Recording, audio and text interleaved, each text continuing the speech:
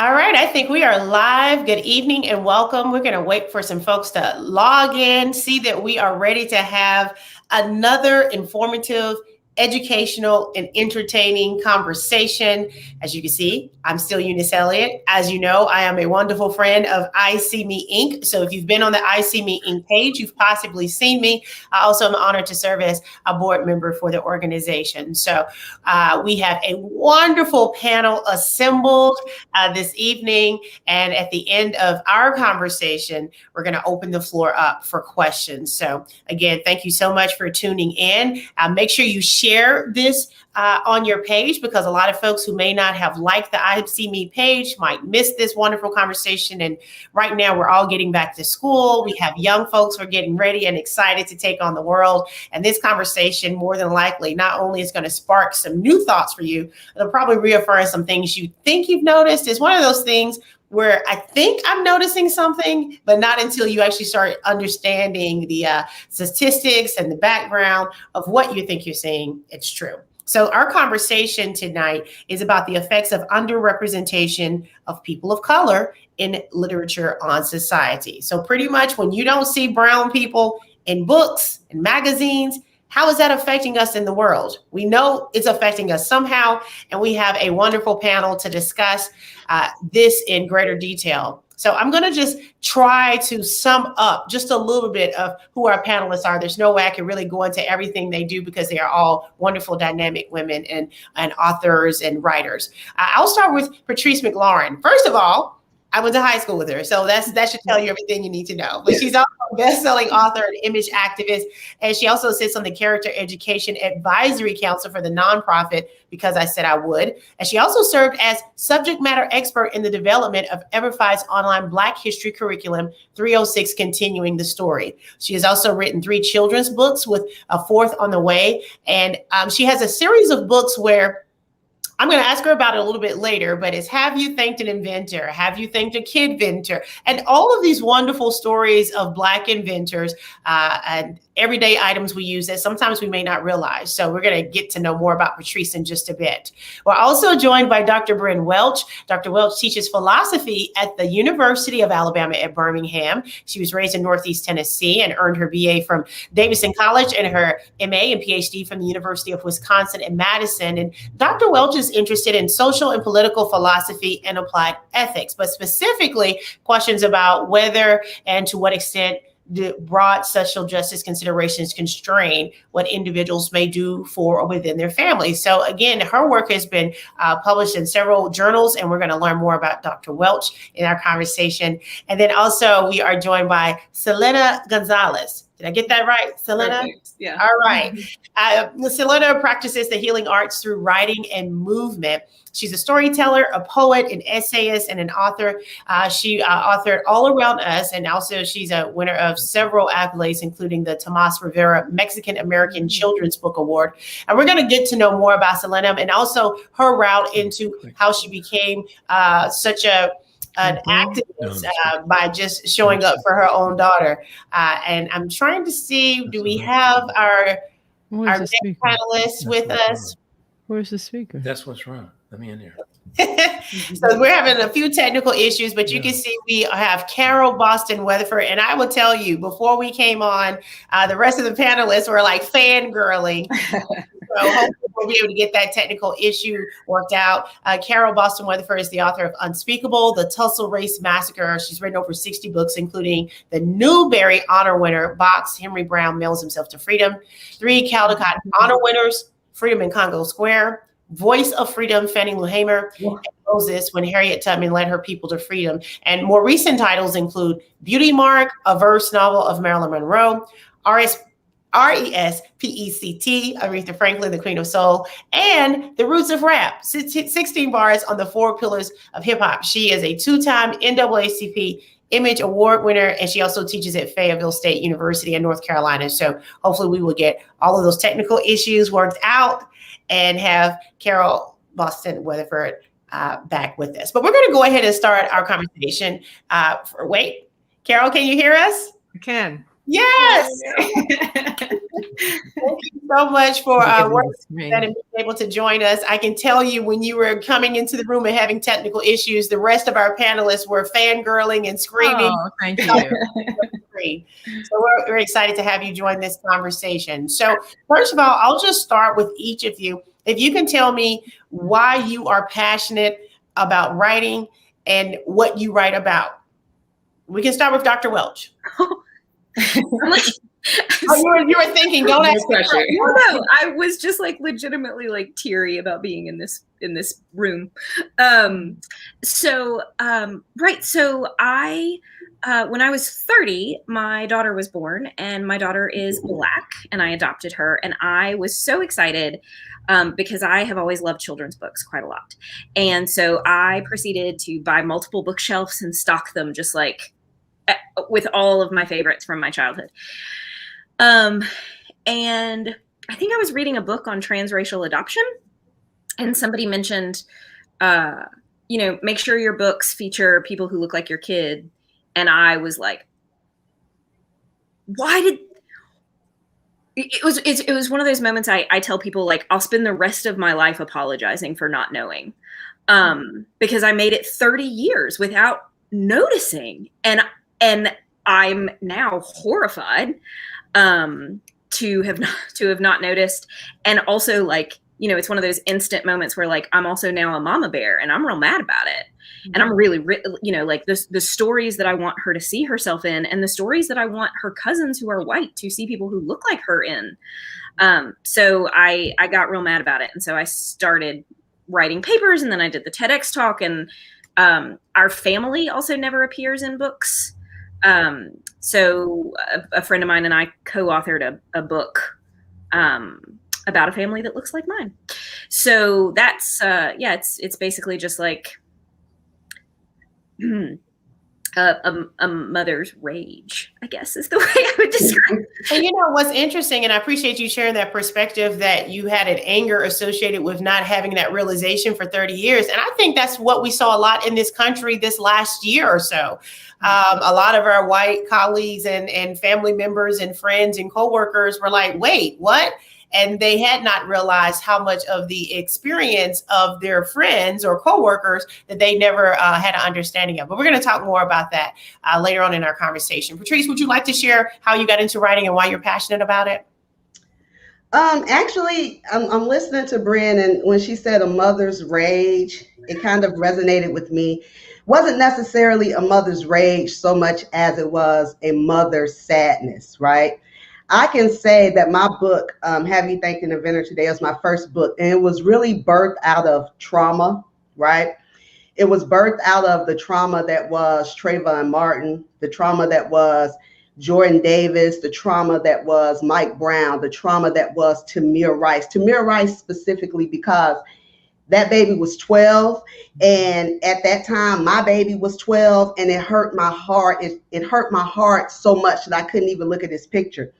And I've always been abreast of media manipulation and what that means. And to me, basically, media manipulation is the idea of manipulating the thought process of a person without them even knowing it.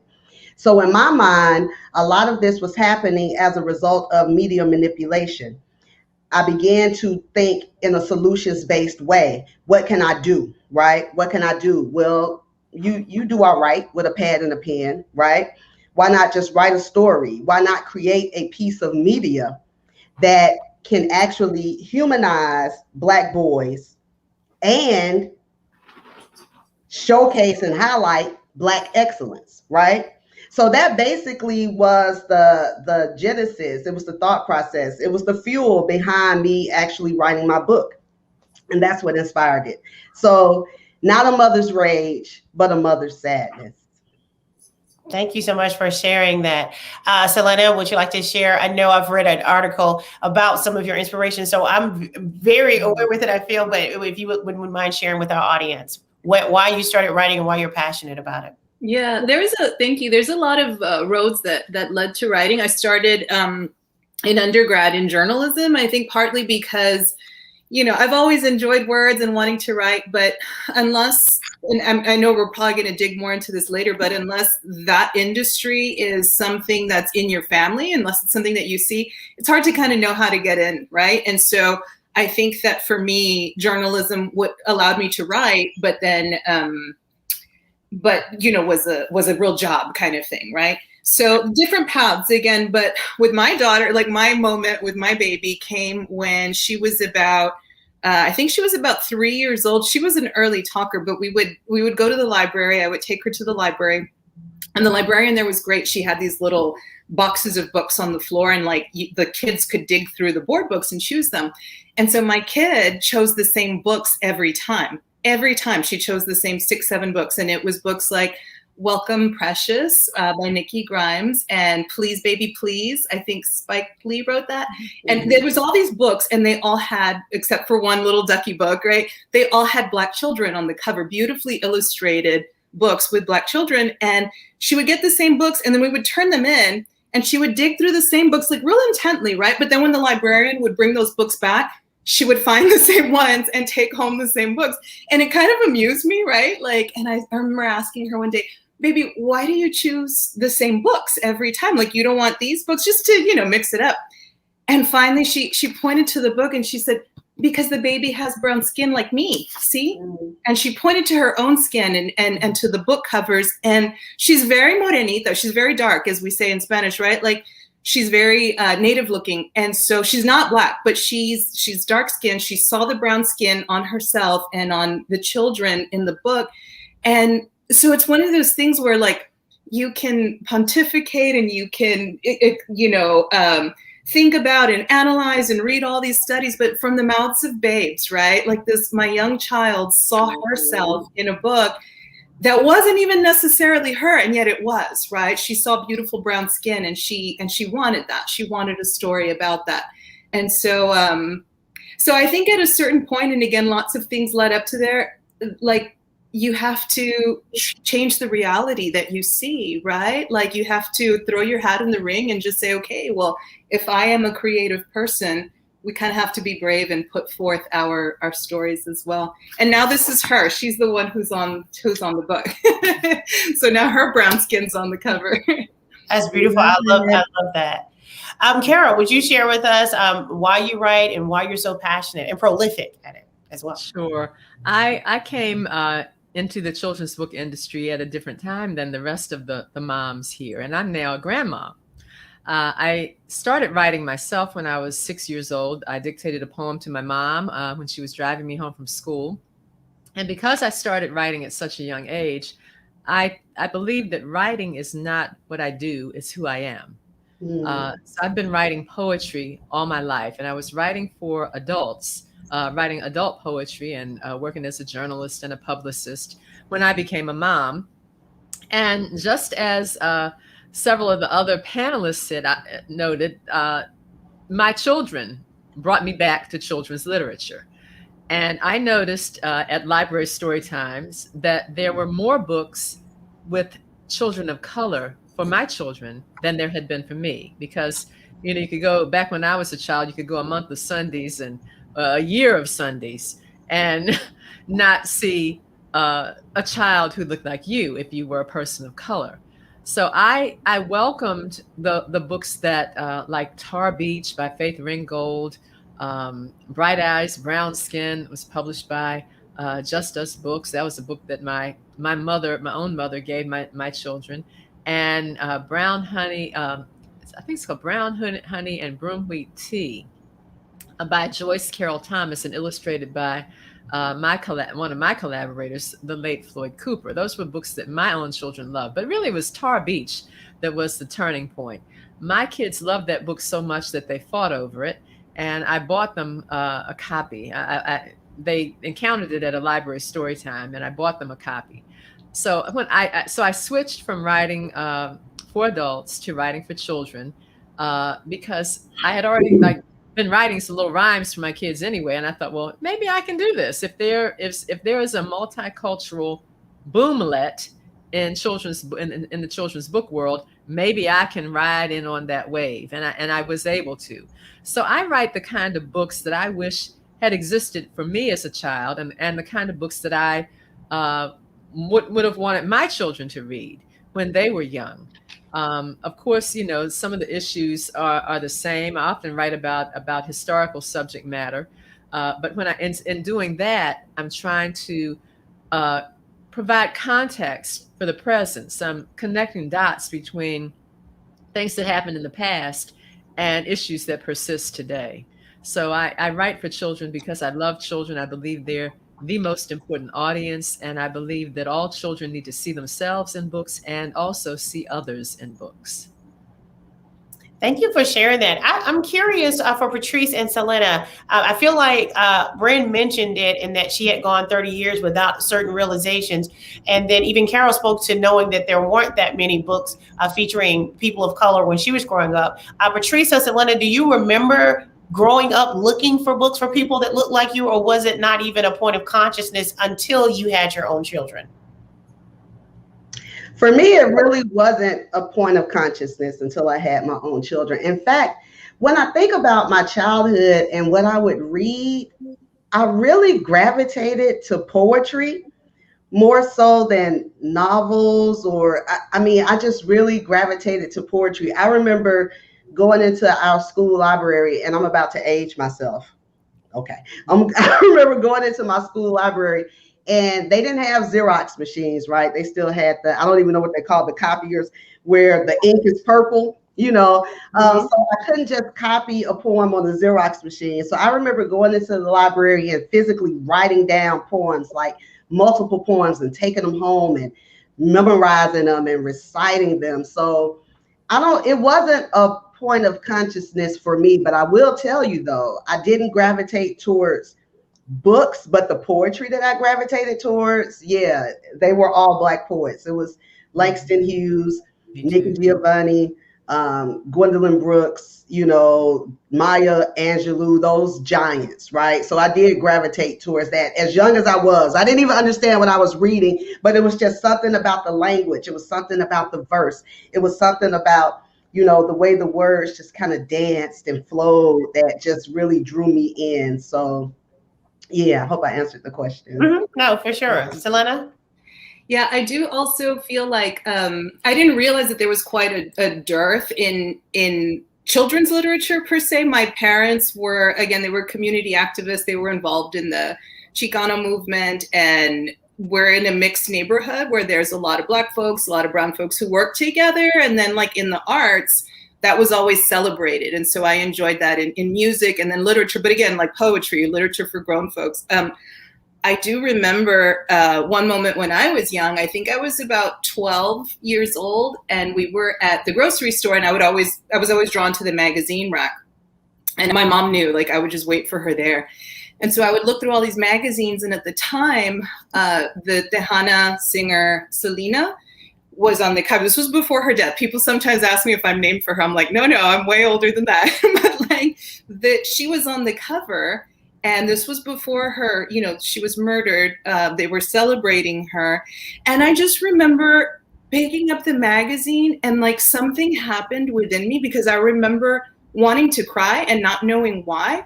But a part of it had to do with the fact that she was on a cover of a magazine, and she was beautiful. And I think that that moment had never occurred, you know, that someone who had long Black hair, kind of frizzy like me, and big lips and these eyes, like she had similar features, and she was someone who was considered beautiful. That never happened, you know, like we had news anchors, but as you know, like it tends to be, if they're women of color, at least at that time, they tended to have more, you know, Anglo features, even, you know what I'm saying? Like it was just this thing where I saw for the first time someone who looked like me, who was considered beautiful.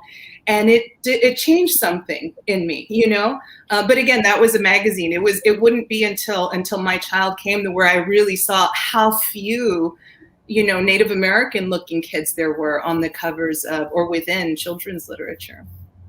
Mm-hmm. So it's interesting because we know how important it is for young people to have good reinforcements about themselves, whether it's in a children's book or whoever is in their lives, mentors or whatnot. I'm curious, and I'd like to start with Carol with this question. Even when you mentioned the historical context of a lot of your books, how you still make them relevant for today, why do you think representation in books, in literature, is so important on how society operates, how society treats people of color, and how people of color view themselves within society?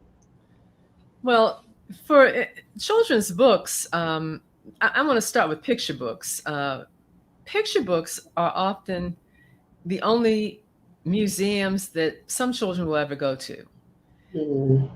They they're visual, very, it's a visual medium.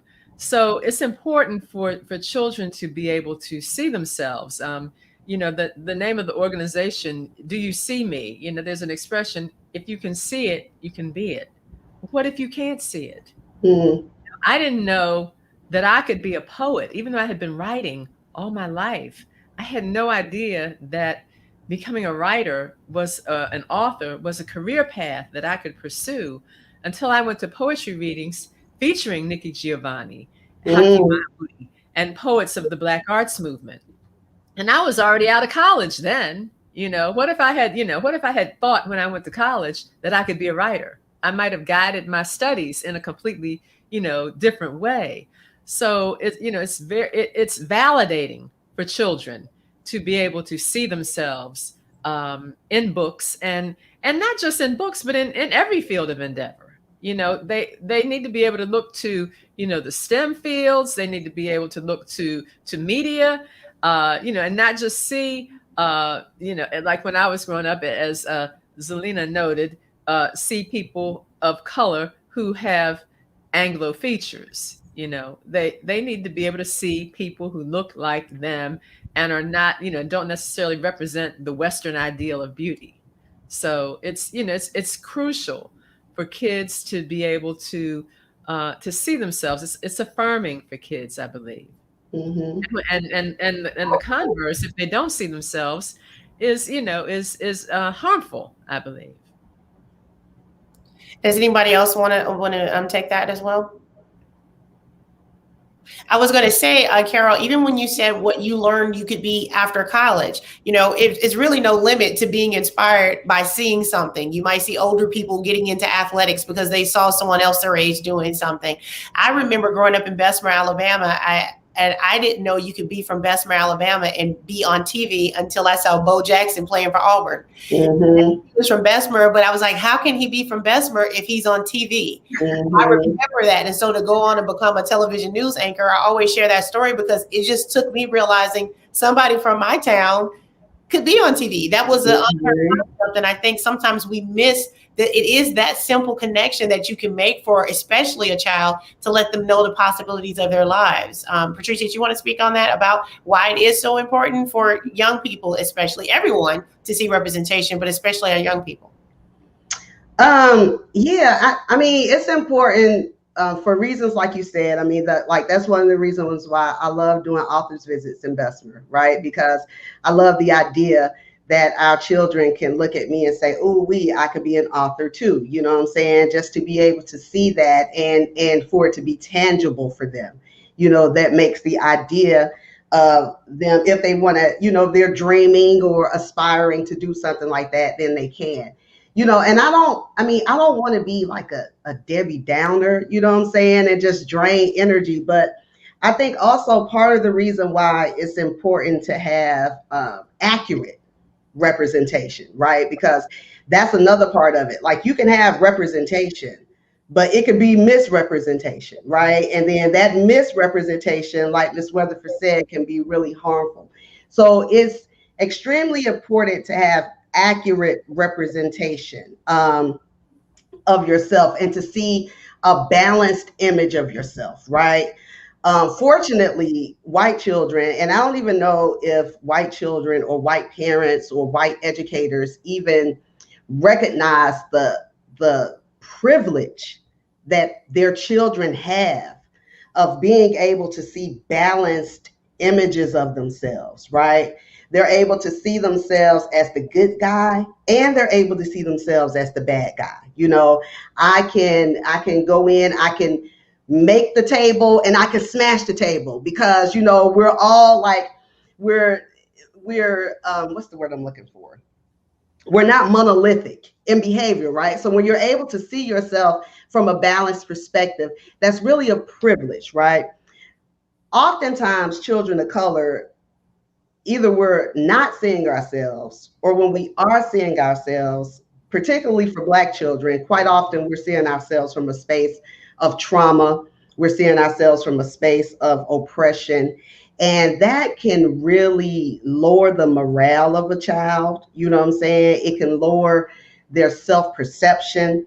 So it's really important to just be able to look at yourself and see a mirror, see a reflection, like Dr. Bishop says in her article, Windows, Mirrors, and Sliding Glass Doors. You know what I'm saying? You want to be able to look at a piece of media, and not just literature, just media across the board. You know, you want to be able to look at something and see yourself reflected in a positive light, and see yourself reflected from a place of balance. And I think that that's extremely important. And I think that's a privilege that a lot of people have that they don't realize, you know what I'm saying? Because honestly, at the end of the day, white people are the world's minority, right? Honestly, at the end of the day, they're really one of the world's minorities. But if you look at the literature that their children read, you know what I'm saying? You don't get that interpretation. So you have to wonder, does it create an exaggerated sense of self-importance in the mind of the dominant group? And a sense of entitlement. Yes, ma'am. And you know, a sense of importance, superiority, and that's by design. You know, I write the books that I write not only to, you know, so that children can see themselves, but to counter the stereotypes that have been perpetuated for centuries. And I write the books that I write primarily nonfiction, not only to educate children, but as you know, as a second agenda to educate parents and educators and teachers, because they can't teach their kids what they don't know. I mean, I've written about topics that I didn't even know about when I was a child. And, you know, what if I had? What if I had?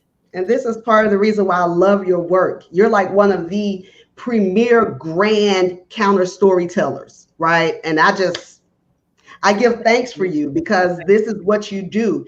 You help to shape the narrative in a way that's antithetical to the stereotypes that our children see on a daily basis. Because unfortunately, children of color, if we're seeing ourselves in the media, and it's not just in children's literature, it's media across the board, right?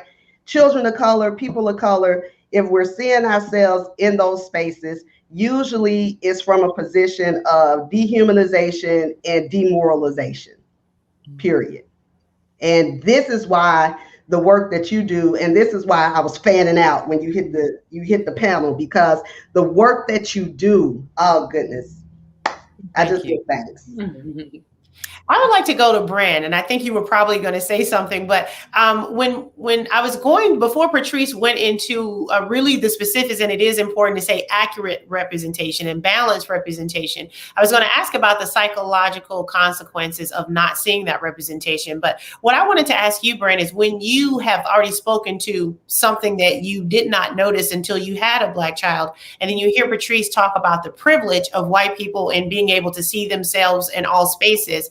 I would love for you to speak of now having that awakening, how you perceive that. But then also, I love that when you said you wanted to find books that represented your daughter, you wanted to put them in her cousin's hands too. Because I think sometimes when we're talking about putting brown characters into brown kids' hands, those need to be in white kids' hands too, like almost more so. And so everyone needs these little brown books. And I would love for you to speak to your personal experience of how they've received it and how you've introduced those ideas. Yeah, so it's been sort of fascinating. So I was thinking that, one of the reasons that I experienced rage and not sadness was largely because, like I love this person more than anything in the world, and I can't believe the universe trusted me with her, right? Like I was wholesale unprepared for it.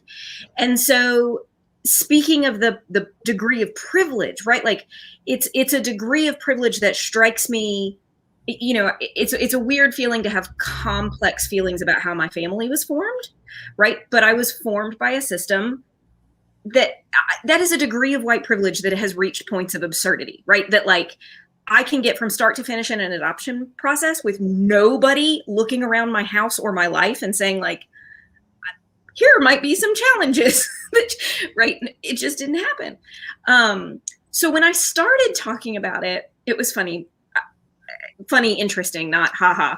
When I started talking about it, the white privilege it like exponentially grew, because when I talk about it, I'm just a mother who loves her kid. I'm not making everything about race. I'm not, right? People hear me and they go like, oh, right? I get virtually no pushback. In fact, the only form of pushback I encounter is when I talk statistics, and people will go, well, that roughly maps, the United States demographics. And I always think like, really? 25% of the United States is made of talking animals and trucks? I didn't know.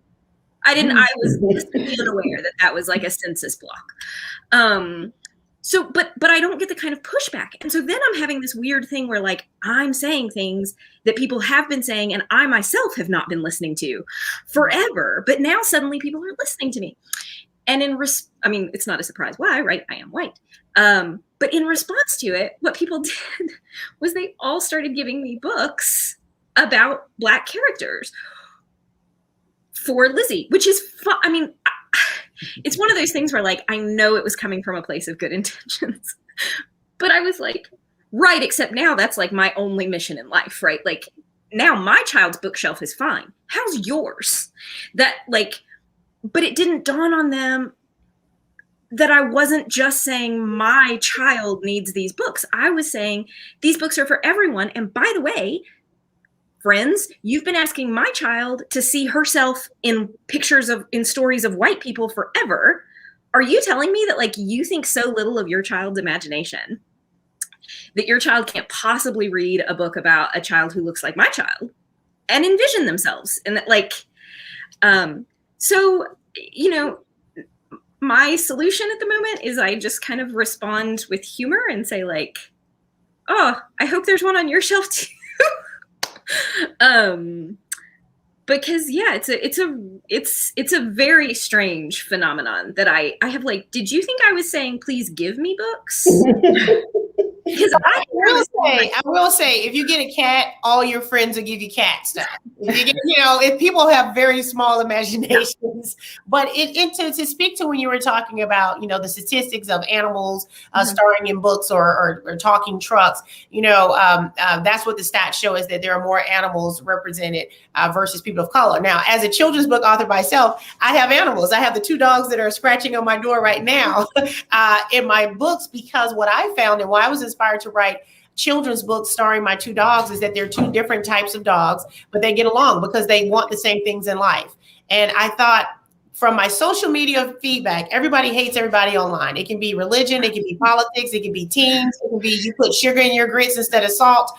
But when I would post pictures of my 2 dogs interacting, all these people who hated each other would, oh, wow. And I thought, okay, what if I could just use them to say, hey, everybody likes the same thing. They want treats. They want to run outside. They want a safe place to live. They want to be loved. Like, it does not matter that they look differently. And so when I started learning that there were more animals versus children of color, I started feeling like, oh my goodness, I'm in the stat, trying to teach this lesson. So when you talk about those stats, and then you're also talking about the business as a whole, when you look at the numbers in publishing, it's primarily white. It's primarily white, straight women. How do we get these stories told? I'll start with you, Brandon, and I'd like to go to Selena about how do we shift what we're talking about?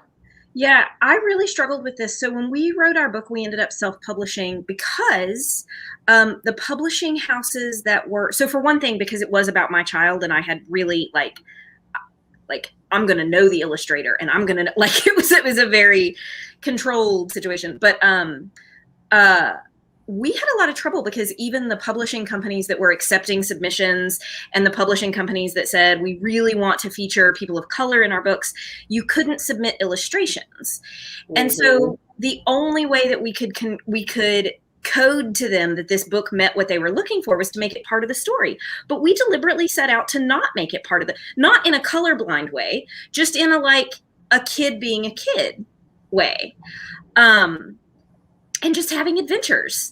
And it's not like we don't think that means that books that are about the color or the experience are bad. This was the particular thing we wanted to introduce. And we discovered that there were industry-wide barriers to doing that, right? That the industry is built to collapse these characters into one dimension. Mm-hmm. And so, self-publishing, it would not be my answer to that, because I was very privileged to work with a co-author who was in a position to self-publish. I was not. So, mostly I'm just keep yelling about it. I don't, the industry side, I think, is like the hardest needle to move, for exactly this reason. Like, they've just built a system that's almost set up to look for the misrepresentations Patrice was worried about. Selena, what has been your experience in the publishing space? Well, it's been interesting. So we kind of came into the publishing world through the back door, so to speak. So this picture that's behind me is by Adriana Garcia, who's a friend of mine, and I really wanted her to illustrate. And as Bryn said, that it's a big no-no. They tell you, you can't do that, blah, blah, blah.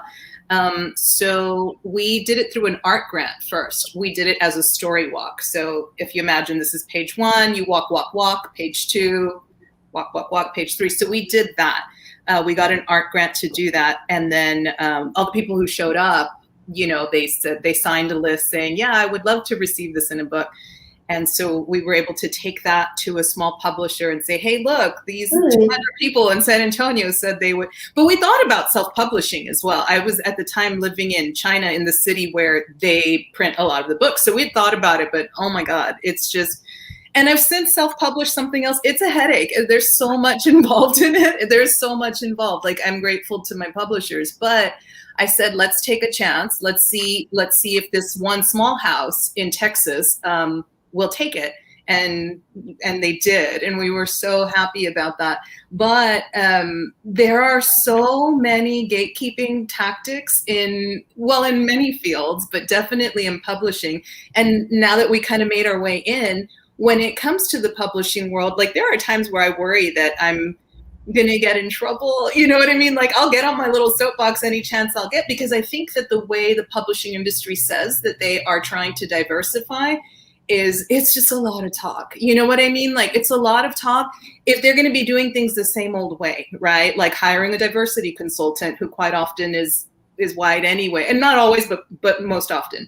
But like, I've talked to them, anybody who will listen, and I'll say, look, come to San Antonio, come to our public library. I will fill our auditorium. I'll fill it up with Black and brown potential writers and illustrators who are curious about the field. Tell them how to build a query letter. Tell them, bring some agents who could possibly look at their work. Tell them what an agent does, what they should do, what they shouldn't do. Talk to them about the submissions process. Like these are things that are not in our families at all, never have been. And then you're gonna come out of there with some talent. You repeat that same model at various cities. So I would talk and talk and talk about this, and people would say, oh, Selena, you know what I mean? Like, just kind of pat me on the back. One guy listened to me. He said, if I give you my card, and I come to your town, can you make this happen? And I said, yes, I will. I'll do it once. And then you have to pay people to do that after. Oh, because I told him too. I was like, preferably do it after work. Food would be great. Childcare even better. Like, these are things that they have to think about, right? You can't just say, oh, I'm going to hire this diversity consultant in New York and figure it. No, we're creative beings. Be creative about these solutions. Ask people of color what they think could happen, and that could be different in different cities, right? But it's an easy model. Anyway, this dude gives me his card, and then COVID hit, and it never happened. But one guy, and I think at the time, well, I won't even mention names, but there's that. That needs to happen in the publishing industry. There has to be a little bit more creativity and leeway with how diverse voices are brought in, right? And that's for writers and illustrators. I think that something that Bryn spoke to that's really important, I've encountered this time and time again, where someone will get excited about meeting an author or whatever, and then they'll want to buy the book, and they'll say, yeah, I have a neighbor who's Mexican, like I should give this to her. Or like, oh, I have a nephew who married a Filipina and maybe her kid would like that. And I'm like, or your white kid or grandkid would like it, like, and it just, it happened, and then it happened, and it's just like over the last few years, it's happened so many times, to the point where, like, when I get a white family who comes up and they want a book signed or a picture with their kid, and they're like, oh, this is her favorite book. I'm like, yeah, of course I'm happy when, like, brown or black children love the book. But, like, when it's a white family, it's such an anomaly that I'm like, this is great that you're putting it on your kid's shelf too, because, that moment that I spoke about with the Selena magazine, right? Like, it's not so much about me as a child seeing myself as beautiful, but what was I subconsciously thinking about myself? Mm-hmm. You know what I mean? Like, that's where the harm comes. It's like that quiet space, that unknown, that, like, that's just been put upon it. And that wasn't in my family. Like, my family, again, I told you who my parents were. Like, they celebrated that. They even got us little Barbie dolls because we were into Barbies, and they were Indian, like Southeast Asian. Like, they had the bindi and the sari, and just to give us black-haired Barbies, right? Like, so even though we didn't grow up with that, society was in my head already. You know what I mean? Telling me that. And so, yeah, they have to see themselves. They have to know that they're beautiful, and that their main job is to love themselves and the skin that they're in. And it's really important for them to see us as authors and as illustrators in their schools. And it's a lot of work, but I love it too for that reason, because that's where we flip the script on a whole other level. But it's absolutely up to the consumers too, to diversify their own shelves, right? Mm-hmm. So when you talk about how you subconsciously didn't realize you were probably seeing yourself before you saw that magazine cover, Carol, you mentioned it a little bit earlier. It's intentional. It's white supremacy. Can you talk about when you write your stories with historical context? Those are stories that our young people aren't being taught in textbooks. So when we talk about publishing for leisure, we're talking about what we're actually teaching children. Can you speak to what that means when we aren't being taught actual history, but also beyond learning history, like as a grade in school? Most people in America who got an A+ in history were amazed at things they never knew within the last 365 days. But beyond history, reading proficiency, seeing themselves in society, can you speak to how important all of that is for just true stories to be shared? Right. It's so important. We have to teach a truer, more complete history, a more inclusive history that includes all of us. This nation was not built by white people.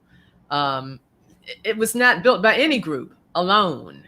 So we need to embrace that it wasn't a collaborative effort, because some of us were forced to work, but we do need to embrace the way the country was built, and own up to it, and show the injustices, show the progress, and also show the obstacles that we still have to overcome, and the problems that persist to this day.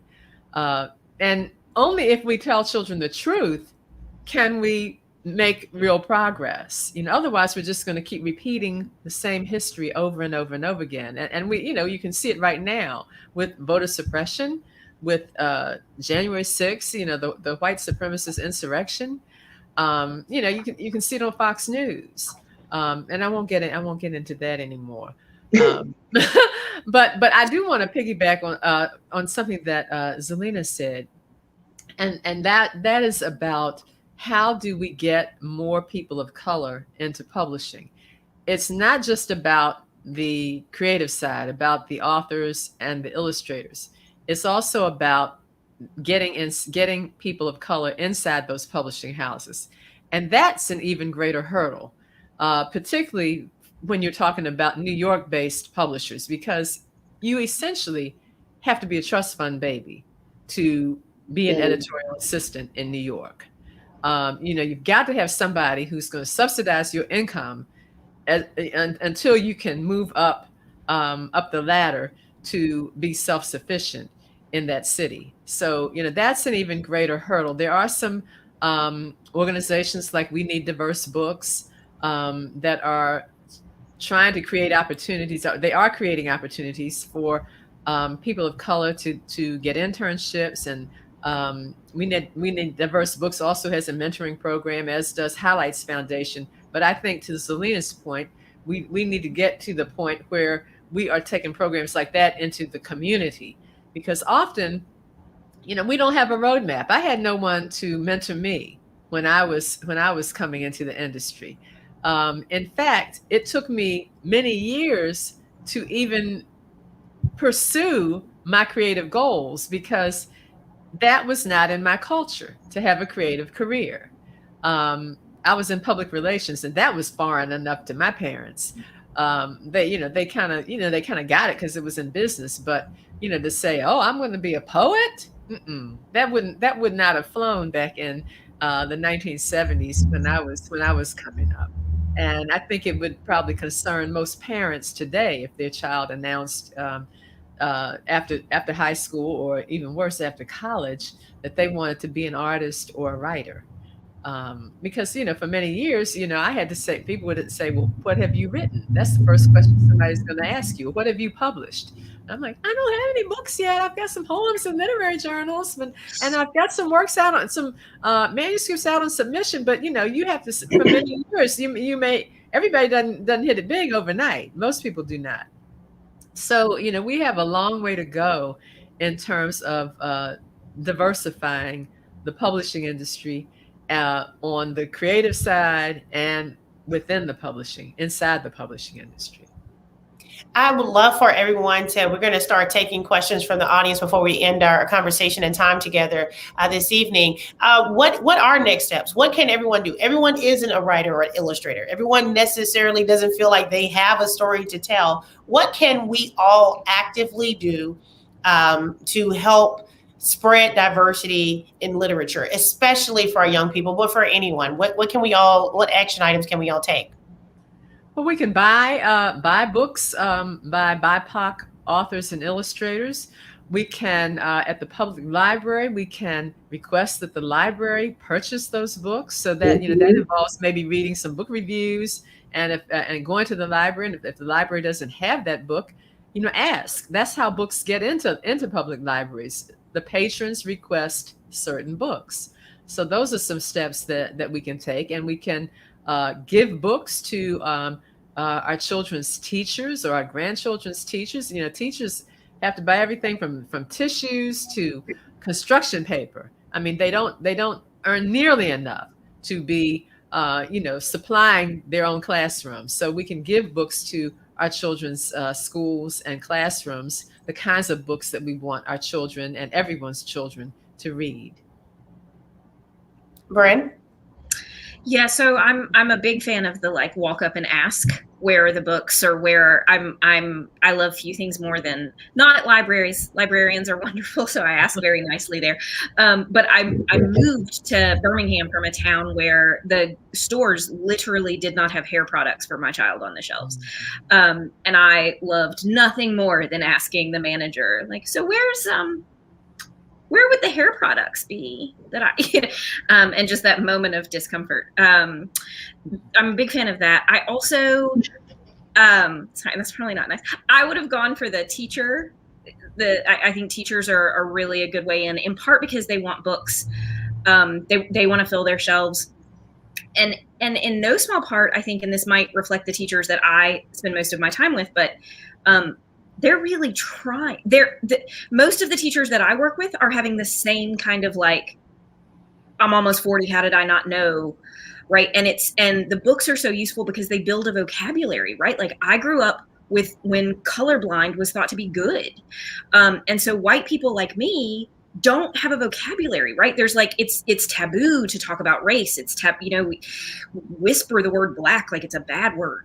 And so I think filling books and kind of building vocabulary and stories for people who don't really have that scaffolding internally already is useful. I also, every chance I get to fill out a survey for something.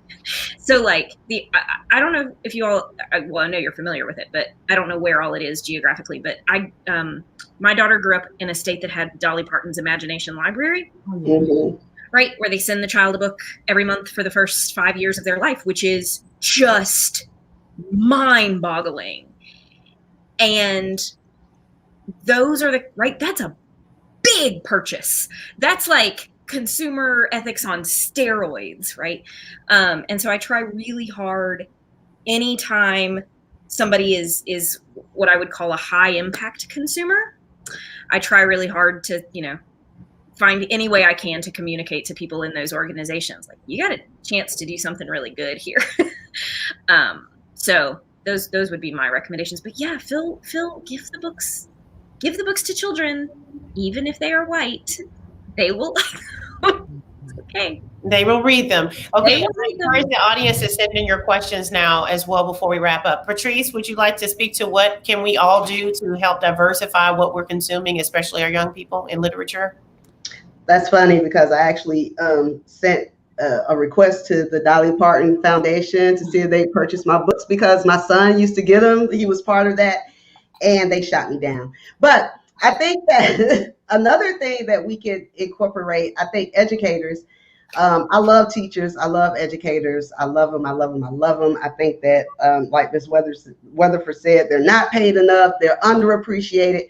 They're undervalued. I love them dearly, right?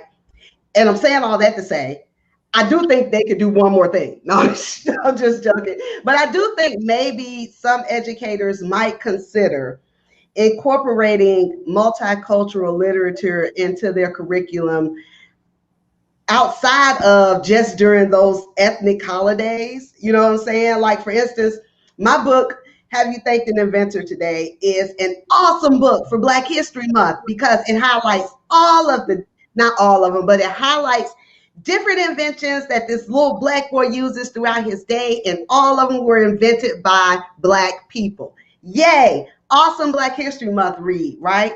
But then it's also a wonderful STEM book that can just be incorporated into your curriculum on any given Tuesday of the month, right? So I think that that's another way that we can just kind of infuse these books into the hearts and minds of our children, is by getting them into the school systems, getting them in front of educators, like Bren said, maybe giving some away, so on and so forth. But the teachers also incorporating them into their curriculum in a way where they're infused and they're normalized, right? And not looked at as, okay, well, we're reading this just because it's Black History Month. No, we're reading this because it's Tuesday and it's a STEM book and we're trying to learn, So I think that's another avenue that can be taken. Girl, you just need to tweet Dolly. Just tweet Dolly. Girl, I need to. Girl, I participated in this program, and this how you gonna play me? Girl, just tweet her. Selena, what would you gave us that wonderful idea about starting these events and inviting people who can give people opportunity to tell stories in the community. Do you have other ideas of how we can just start moving forward? Anyone who's listening to this today, watches it on replay later, what can we do? Yeah, absolutely. All of the ideas that were shared are on my list as well. I think they're all fantastic. I think that one extra thing I would say is to go ahead and throw your hat in the ring too. If you are a creative person, if you have a story to tell, if you are an illustrator, if you have any kind of inclination towards, as Carol was talking about, there's a whole industry to diversify, right? Like towards editing or marketing or things of that sort. Like, give it a go, really give it a go. Look into things. She mentioned both Highlights and WNDB, We Need Diverse Books. I've benefited from both of those programs incredibly. Like, ask for that scholarship, apply for professional development money. So in addition to everything else that was shared, I would say if you're a creative person, go for it. There's room for you. Don't let them say, oh, there's not enough submissions. We don't have enough. Like, flood them. As we wrap up our conversation, first of all, you all have been so insightful and just wonderful to spend my evening with. So hopefully our viewers have really been enjoying it as well. We're starting to get some comments and questions. This is Mexica Arts. Bilingual books introduces language literacy explorations too. You know, what's interesting, even though we are in such a world of technology, books still have this magical nature to them. I think especially for young people, being able to touch pages and turn pages. And I think Bryn spoke to it about submitting the manuscript without illustrations. Can any of you or all of you speak to the fact that when we do tell our stories, they become Black stories automatically when they're just stories of human experience? I'll use a personal situation where when I was a television news anchor, I could read the exact same script that my white co-anchor would read, but I would get hate comments from people who felt like I was being negative. And it would be the exact same script. We would just alternate it from hour to hour to change up the reads. But the reason, by fact of me being a Black woman, people consumed it as a political statement. Wow. So how do we tell stories that are just stories for kids without it having to be a story for a Black kid or a Latin kid or a Hispanic? You know, what can we do? Obviously, the industry and the decision makers, but what else can we do to just tell stories that aren't Black or brown stories? They're just kids. Well, I think for one thing, we have to trust children. We can't just rely on adults to, select the books and share them with children, because adults are pretty narrow. I mean, one thing that I learned early on when I was a children in the industry, just by trying to hand sell books, is that this is in a much more binary world than we're living in right now, that mothers of boys won't buy girl books. I mean, I had a close friend, a white grandmother to be, and she said, "Carol, I want to buy one of your books." And I had these little board books, and they were all, African American characters. And I showed them all to her. And she said there was one where there was a little boy on the cover, and maybe it was going to be a grandbaby. And she said, "No, I can't buy that one because it's going to be a girl." So that's how narrow adults are. Mm-hmm. But children, if their school has a library, they're able to, make some of their own selections. And that's where the magic can happen. They may select the same book as Selena said every week, mm-hmm. but they are at least choosing what they want to read and learning learning about what they're interested in. So, we have to trust children. I write about tough topics because I trust children to ask the right questions about social justice issues. And children don't know to be defensive when you have those conversations. They just learn and appreciate the information. Okay, this is from Fergie TC. What is the name of your book, Ms. Mclaren? As a teacher, I think it's important to do read aloud of different multicultural books. Oh, cool. I have 3 actually. My first book is called Have You Thanked an Inventor Today? Basically, it chronicles the school day of this little boy, highlights different inventions he uses throughout his day, and all of them were invented by Black people. And then I have a follow-up book called Have You Thanked the Kidventor Today? So that book is kind of biographical in nature, not as culturally relevant, right, with regards to the inventors that are listed in the book, but it's still a pretty dope book to me because it highlights inventors that are rarely talked about, which are children. So children being able to look at this book and see themselves, just see a kid doing something amazing, like inventing the popsicle or the television, it's like, oh, I love this. And then I have another book called I Am Because I Choose. Basically, it talks about the importance of choosing your behavior. It can very easily accompany any social emotional learning curriculum that a teacher might have. So those are my 3 books. You can find them on patricemclaren.com, or you can visit Amazon, Barnes & Noble, Books A Million, anywhere that books are sold. And I also want to say, just in going back, Eunice, to what you were saying, to how we can just create more books for children that are just books. I really want to encourage people out there, if you have a story to tell, don't be afraid to self-publish. Like Selena said, it is hard work. Your girl I'm tired. Y'all see how I leaned up in the camera? Okay. Tired. All right. No, tired. All right. It's hard work, but it's worth it, because you get to put your story out there and you're not giving anyone permission to silence you. Right. You got a voice. Your voice deserves to be heard. You know what I'm saying? So if you got a story to tell, then tell it.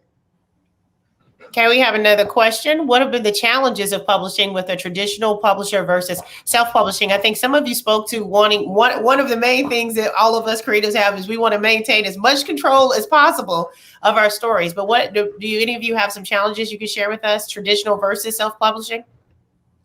Well, anytime you're going through, you have in traditional publishing, you do have to deal with gatekeepers. You are subject to rejection. That's the main thing. You're subject to rejection. And also, you may go in with the expectation that the publisher is going to put a lot of marketing muscle behind your book. But that doesn't necessarily happen unless they have also given you a huge advance that they want to earn back. They do that. That happens for celebrity books, but for authors that like me who, although I have won awards, are mid-list authors, that marketing muscle doesn't necessarily get put to the wheel. So, that's a challenge. Once your book, I don't care whether you're self-published or your book is traditionally published, marketing is going to be the huge challenge. It's far easier to publish a book than it is to sell it. And that's where the rubber meets the road. How do you sell it? How do you reach readers? That's a word, Miss Weatherford. That's a word. Okay, we have a question from Tori Maldonado. For all authors, which of your books needs the most love, needs the most boosting? Some books fall under the radar. Please type it in the chat. Well, I would love for all of you, before we leave each other today, to let everyone know how we can find you, how we can possibly follow you and your stories on social media, and how we can purchase your book. So we can start with Brand. Sure. My book is Benny Goes Up, Up, Up, inspired by my child's deep and everlasting love of elevators, about which there are also several children's books. It turns out we own all the children's books about elevators.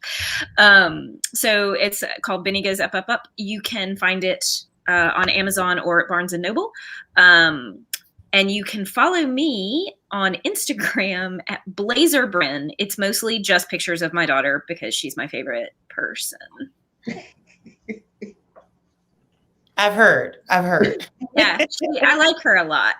She's very cool. Sounds like it. Selena, how can we follow you and find your books? Me?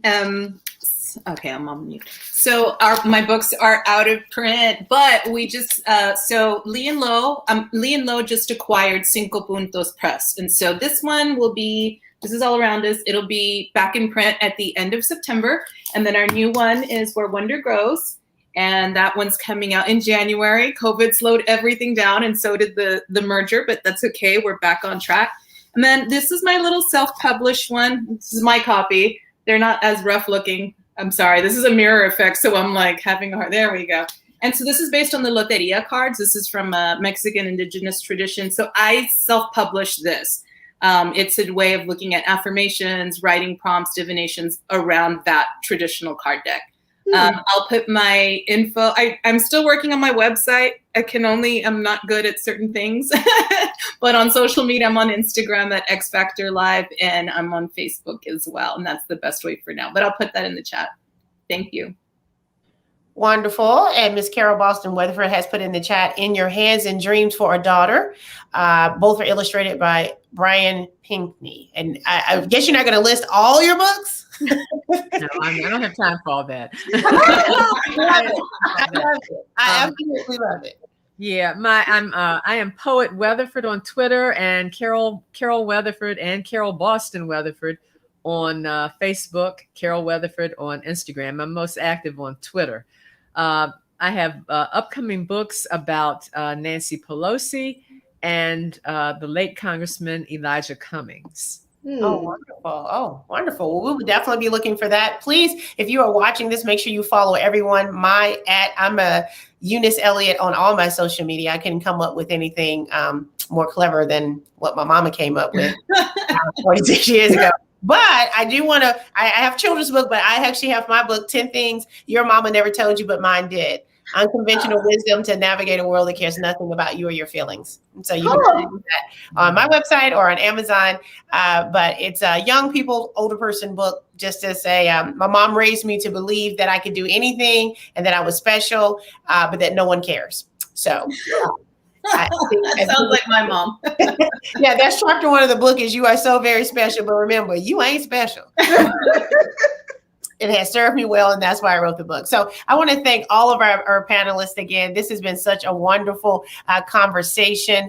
And I'm inspired always when I'm around other creatives and hearing your passions and your purposes, and also what I can do to continue to move the needle forward in my community, and for anybody that I can reach to let them know that there's so many stories out there. It's also my joy of being on the board of I See Me Inc. And the name says it all. We all need to see ourselves. And so to see all of you tonight has inspired me to, maybe not Netflix and chill tonight, maybe just get in front of something I need to be finishing writing. Okay. So I can not list all my books. How about that?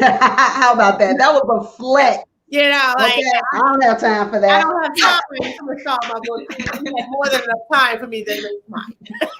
So again, thank you all so much. Thank you everyone for watching. And if you want to support I See Me Inc., they always have ongoing programs. Make sure you like the Facebook page, share the page, and one of our panelists just suggested, buy some books, donate books. One, there's authors always looking to sell books, and two, there's always children needing to read books. So again, thank you so much for joining us this evening. We really appreciate your time. Please stay safe, take care of yourselves, and until next time, good night.